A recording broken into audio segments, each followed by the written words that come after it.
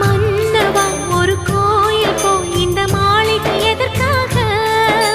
தேவியே என் ஜீவனே இந்த ஆலயம் உனக்காக.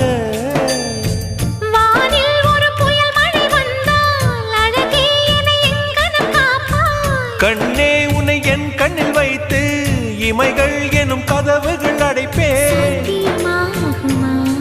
நான் சத்தியம் செய்யவா? தொடு தொடுவெனவே வானவில் என்னை தூரத்தில் அழைக்கின்ற நேரம். Uva,